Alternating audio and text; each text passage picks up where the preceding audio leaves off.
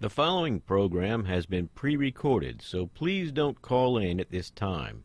If you wish to participate in the program, tune in at 5 p.m. every Wednesday for A Pause for Thought on Baton Rouge Community Radio.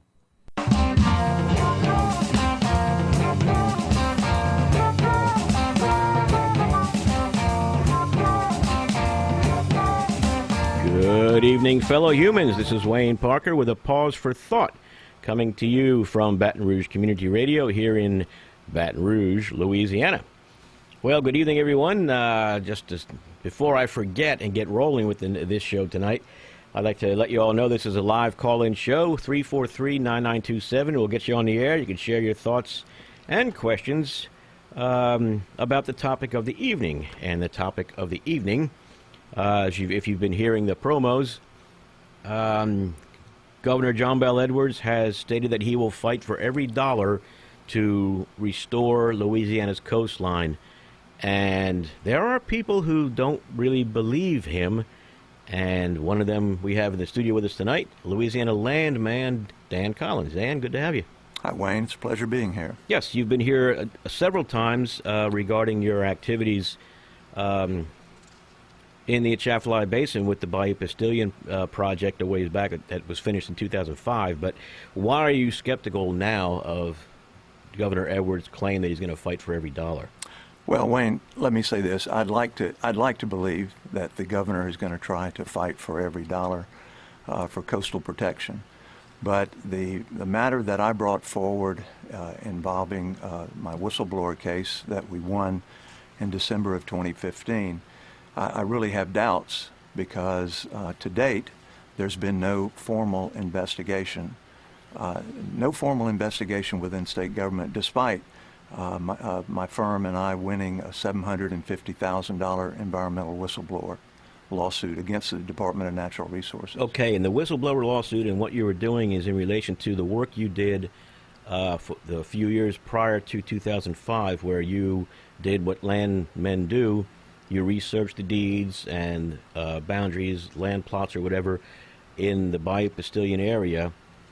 And this was ostensibly, as far as you knew, this was going to be mostly a state-funded project to improve water quality, to help water flow through Bayou Bastards and clean out some of the silting, right? That's correct. It was touted that it was going to be the first water quality project in the Atchafalaya Basin, federally funded program. In fact, anything you do inside of the basin is federally controlled. And we went through in 2007, 2008, 2009, 2010, bringing this information forward. It was like an unfolding puzzle. Okay, but this information, we need to let the listeners know what that information was. This was for supposedly a water improvement project, but you discovered after you left the job, because your work was finished, that they were advertising for drilling oil wells. That's correct, Wayne. They drilled 7 wells at the direct end of the dredge, and they changed the design of the project. In fact, I was on that channel maintenance committee. They withheld information from the public and just presented a project that was completely different than what was originally set forth. Yes, and basically what you said was they said it was a water quality project, but in reality it was an oil and gas project, and you provided volumes of evidence to show that. And it was 2 years ago that the jury agreed with, you brought a whistleblower case against the state because they shut down any more work for you. That's correct. You alleged. The trial took place in December of 2015. After 5 years, I actually filed suit in June of 2010 on a reprisal, and after receiving basically no contracts after I presented this information that 7 very productive wells had been drilled at the direct end of the so-called first water quality project, the Bayou Bastards water quality project. Yes, paid for with taxpayer money.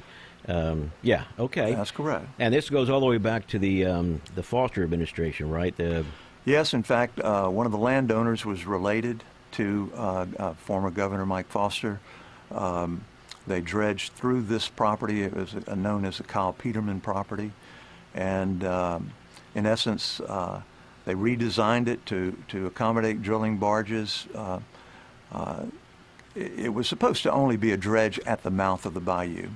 And in essence, they dredged over 3 miles into the interior of the basin. They did a number of things, Wayne, that is just amazing. Changing names on the bayou to make it look like it was somewhere else. Even in the permitting process, they changed the parish name to make it look like it was somewhere else. But the information that we found was astounding, to the point that it's just remarkable that there has been no federal investigation or state investigation to date. Yeah, there's in this, is it quarter or monthly or quarterly, the Baton Rouge Business Report? Well, I guess it's monthly. In the February 28th to March 13th issue of the Baton Rouge Business Report, and listeners can go and find this article. It's called Swamp Tale, a cover story. Great big picture of, well, beautiful picture of the Atchafalaya Basin, or Louisiana Bayou anyway. I presume it's the basin. But Stephanie Regal has done a wonderful several-page article talking about everything that Dan is bringing up now and the whole saga. And that's right, Wayne. In fact, I would encourage your listeners to get online and pull up. It's entitled Swamp Tale. It was last week's cover story, as you mentioned, set forth by Stephanie Regal. Wayne, what's interesting is she did a very good job setting forth the facts, but just in the last couple of days, in fact on March 6th, I received a bulletin from the Atchafalaya Basin program, the current director, and what appears to be a rebuttal of this article. So he basically, the director of the Atchafalaya Basin program, is either setting forth that Ms. Regal is inaccurate or I am inaccurate. Well, even when I saw that memo, in fact, I'm holding it in my hand right now. If you're talking about the one that he posted on the Department of Natural Resources site, the Atchafalaya Basin Bulletin, okay? He starts off here, number one, he claims that there's a bunch of misinformation in her article, and the first one he mentions is, contrary to claims, the U.S. Army Corps of Engineers did not dredge Bayou Bastards. Okay, true. And maybe Stephanie got that little bit wrong, but that's an insignificant error, really. It's not that important. Who did it? I mean... Well, that's correct. In fact, I let Stephanie know after the article came out that she was incorrect, that it wasn't the Army Corps of Engineers. They just granted the permit. It was actually the Atchafalaya Basin program. But what you'll find interesting, if you look at that permit, the actual, as submitted by the Atchafalaya Basin program, they set forth the wrong parish. And I believe that that's just one of the many items that we discovered. There was no reference that this was going to be for oil and gas. It was strictly a way to streamline the permitting and the mitigation. Mitigation is a federal requirement where you have to replace any damaged wetland with a process, very expensive process. Yeah, now originally you said that they only needed to really dredge the mouth of the bayou, of Bayou Bastards, but they dredged 3 miles in. They also dredged it to the specifications for bringing in barges, right? That's correct. In fact, it was designed, and we found documents within Discovery that clearly set forth that the channel maintenance chairman and only a handful of individuals knew that this was really going to be redesigned to accommodate drilling barges. No one else, including myself, who was a landman on the project, the public, who was presented this project, that it was supposed to be a dredge just at the mouth to remove some sedimentation. No one else was presented this until it was actually done and they saw what was going on. And so it just wasn't me, it was everyone. Once they saw what had happened, they just really went ballistic, to be honest with you. I think Stephanie quoted you in her article when you said you couldn't believe that something this bold could occur in the age of cell phones, because everybody can go out there and see what's going on and communicate or send pictures. And I guess and you found out about this at the Business Expo in Houston. You saw advertisements after you'd finished your work stating, "Come drill for oil." That's correct, Wayne. In fact, I'm going to hand you 2 flyers. One's identified as the Falcon Prospect and the other the Blackbird Prospect. They're identified as the East Bayou Postilion Field. And these are drilling flyers that were being passed out in 2007, which I identified. Very shocking. When I came back, I started looking into it, and one thing led to another. And it was just incredible, the information that we found. You know, I might add that Mr. Haydell, who has apparently set forth this rebuttal in a bulletin. Don Haydell you're talking about, he's the director of the Atchafalaya Basin program, which is a state office, right? That's correct. Okay, That's go correct. ahead. He's the one that wrote this rebuttal, or supposed rebuttal. He was actually appointed during the Jindal administration. Imagine that. And I point that out because the entire Jindal administration, including the Secretary, Scott Angel, were very well aware what was going on because I brought this information forward. And there was an organized effort to suppress this information. In fact, as Ms. Regal pointed out in her article, it's never been investigated. No, never. In fact, in his rebuttal, or supposed rebuttal, he states, let's see here if I could find it. Oh, yeah. State and federal regulatory agencies with jurisdiction in the area have not found any merit to your allegations. And when I read that, I thought, well, they never did an investigation. How could they decide one way or another? Well, Wayne, I want to hand you an April 8th, 2008 letter where it clearly says, references a March 10th, 2008 letter from the Army Corps of Engineers setting forth that the project was out of compliance. Well, this is an environmental project in the basin. This is one of the reasons I stepped forward and in essence blew the whistle, indicated that, look, this appears to be an oil and gas project, not a water quality project. And the Army Corps of Engineers declared it out of compliance with the permit and with regulations, huh? Here's a document. In fact, in that same document, the Department of Natural Resources, the Atchafalaya Basin program, is trying to correct the incorrect parish name that they listed. And the significance of that is that there are people that watch what goes on in the basin. Dean Wilson with the Atchafalaya Basin Keeper, the Sierra Club, both the Baton Rouge chapter and Lafayette. They watch this because they want to make sure that the basin is maintained properly. And you know, in essence, we see this wasn't the only name change where they changed the name on the parish. We found out, Wayne, that this was truly an oil and gas, and in fact, some of the comments that Mr. Haydell sets forth, it's clear. I mean, Wayne, I'm a certified professional landman. I know how to go into the courthouse, determine who owns what, determine whether or not it's under oil and gas lease. And the interesting thing, we did the title on this project, but we were not asked to update the title. So it went from one governor to the other. From Governor Foster, who wouldn't sign the source documents, they went over to Ms. Blanco. And what we found was truly astounding.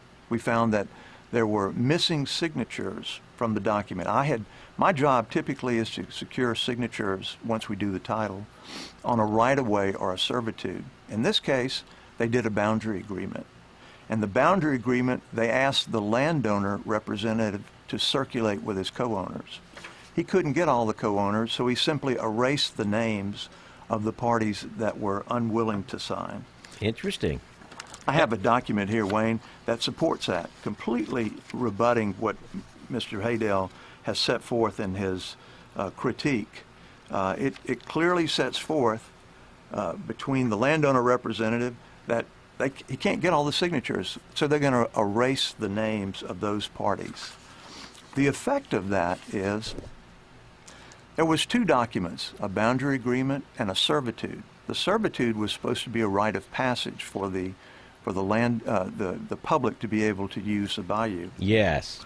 However, the attorney that put these documents together said, without having all of the co-owners sign, the servitude is invalid. So today, what has happened, they did this unique boundary agreement where the state actually gave away 3/4 of the bayou to the private landowner, surface and minerals. And in light of the fact that there was this development of oil and gas activity at the direct end of the dredge. Well, now, hang on now. Don Haydell claims here that under the land rights agreements for the project, the public is now guaranteed the right to use the entire width of the bayou from bank to bank, and that the state is now guaranteed mineral rights under the bayou ranging from 25 feet to 200 feet. Let me quote from a document that we got from Discovery. It's a Now, June. discovery is when you're getting ready to go to trial. The other side has to show you or give you access to all the documentation, right? That's correct, Okay. Wayne. It's a document on behalf of the attorney writing to the state saying, further, because the state is also acquiring a servitude from the landowners, we must advise you that a servitude to be valid must be granted by all co-owners. Now, they could not secure the signatures. You normally would not allow a landowner to circulate documents for signatures. That's why you hire a landman to go out and secure those, so that they can properly identify who's signing the document and who's not. In this case, they couldn't get all the signatures to the boundary agreement. I might add a boundary agreement that will be of permanent record in the courthouse forever, in perpetuity. They couldn't get all the signatures, so the servitude is inaccurate. Mr. Haydale seems to fail to mention that in his rebuttal of Ms. Riegel's article. Very critical information that he just fails to mention. But okay, but he still, it doesn't address the question. You had mentioned this a ways back, where at the end of the deal, when everything was settled, the public only has access to a 25-foot wide channel in the middle of the bayou, and everything on either side, all the way to the bank, belongs to the landowners, including the mineral rights. Yes, Wayne. In fact, when you go out today, Bayou Postilion is on the east side of the Atchafalaya Basin and intersects the Intercoastal Waterway. When you turn onto the Bayou Postilion, the ownership, I believe it was cleverly designed because it drops down. The width of the bayou is about 150 to 200 feet wide, depending on what time of year it is. But the state only owns 25 feet in the exact middle of the channel. But that's So direct. there's water on either side of this. Right, that you can't go in. But Haydel says right here that under the land rights agreements of the project, the public is guaranteed the right to use the entire width of the bayou from bank to bank, and the state retains mineral rights. That's an inaccurate statement. It's a false statement. In fact, this was some of the information presented to the jury. Okay. These documents that I'm showing you are exact documents that were shown to the jury, which they unanimously agreed with my findings and my reprisal trial. Yes. Now, I did want to point out, in the whistleblower trial, under the laws, you had to show the likelihood that offenses were committed and that you lost work after bringing it to light. You didn't have to prove that anything was, but the jury saw the evidence you presented and said, yeah, we think there's a likelihood that something funny was going on or whatever, and you definitely had lost work, right? That's correct. So that was essentially it, yeah. My two final contracts, it was the lowest amount that I'd ever received in a 12-year period. And then the other contracts that I bid on, I didn't get at all. In fact, just stopped getting. Who did get them? Well, surprising. I know the answer to that. That's another surprising thing, Wayne. We discovered that the company, one of the RFPs, a request for formal proposal that I bid on, it was granted to one of the law partners of the law firm representing the state. Against you? Yes, defending the state in the whistleblower case. Yeah. And surprisingly, we've since discovered they didn't give us all the documents. No. That would have clearly shown that the law firm representing the state, the actual law firm, was doing work under the contract of their partner's sister company that he had set up. Yeah. It was supposed to be a $200,000 to $300,000 contract. It went to $4.7 million. You're talking about Bayou Postilion? No, it wasn't a Bayou Postilion. It was coastal work. It gets back to... Oh, the one that you bid on and didn't get. That's correct. Okay. It was back to this coastal work that Governor Edwards is stating that he's going to fight for. Yeah. If he's going to fight for coastal, this is the first place that he should start, Wayne. This is the first place that he should start, because we have, at the end of this dredge where the 7 wells were drilled, we have one lease in particular where the name was changed on Bayou Postilion to another bayou 20 miles away in the public bidding process. That one state lease, it was a 52-acre state lease that involved 37 acres in production. It has grossed over $20 million. This is the very first place that the government should investigate, because there is no statute of limitation when you do something wrong against the state of Louisiana. Well, yeah, they're doing permanent damage, possibly. I want to get back to that. I want to remind our listeners you're listening to A Pause for Thought, coming to you from Baton Rouge Community Radio. Feel free to call in. We're talking with Louisiana landman Dan Collins about his whistleblower lawsuit against the state, which he won, and a lot of the evidence he has here to present. And he's pretty much cutting up the director, Don Hadel's director of the Atchafalaya Basin program, his rebuttal, which he wrote the rebuttal on the blog for the Basin Project in response to Stephanie Regal's Baton Rouge Business Report article, Swamp Tale. So you call in if you have questions or comments, you'd like to add anything, or have Dan explain anything. But, well, let's see. Wayne, I might add that the documents that I have in front of you, some 10 or 12 documents, they're directly tied to each statement that Mr. Hadel sets forth. And my comment is, in fact, I'd love to determine, is this on behalf of the governor that Mr. Hadel has made this statement in rebuttal of Ms. Regal? Is it on behalf of the Secretary of the Department of Natural Resources? I will say this. Mr. Hadel is a Jindal-appointed individual.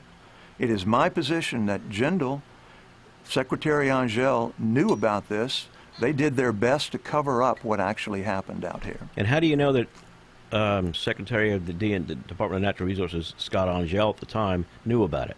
Because I brought it to him and set forth this information. In fact, we had initially we had a detailed meeting on 9/11 of 2007 at the transition of one governor to another, and then we directly brought this to the Governor Jindal through Timmy Tepel. In fact, it was brought directly to Attorney General Buddy Caldwell.